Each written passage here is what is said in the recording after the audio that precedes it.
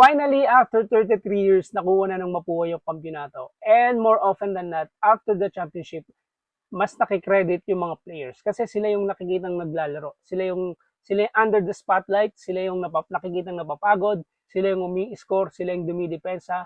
They draw crowds. And sa final series ng Mapua versus Benilde, very evident doon yung tireless work ng Cardinals. And out-hustled nila yung Blazers. Not only that, halos lahat ng players ng Mapua nag-contribute sa panalong yun.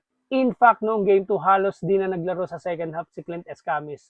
Pero na-maintain yung Mapua yung lead nila until the final buzzer at nakuha nila yung kampiyonato. And katulad ng mga posts ko about coaches, sobrang stressful maging coach. Hindi alam ng mga tao yung mga behind the scene na ginagawa ng coaching staff. Yung film viewing, scouting players' tendencies, making defensive adjustment, offensive plays, lahat yan gumugugol ng napakaraming oras para ma-perfect. At yun yung napansin ko while watching the game live.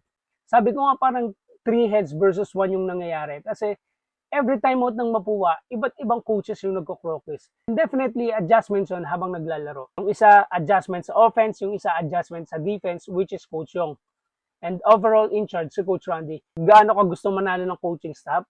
In the third quarter, after ng 4-0 run ng Benilde, with 40 seconds lang ang nabawas sa game, nag-timeout agad si Coach Randy. Ganun nila inalagaan yung lamang nila para hindi makabalik yung Benilde.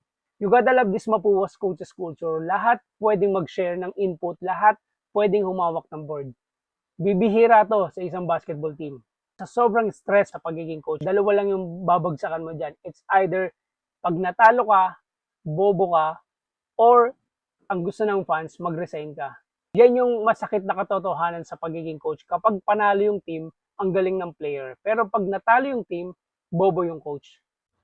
Kudos sa coaching staff ng Mapua for doing their job kahit na number 1 sila dito. They played like an underdog. Very prepared sila rito coming to this final series. Congratulations to the Mapua community. Ako si Benson De La Paz, ito ang Bulaan TV, IMO.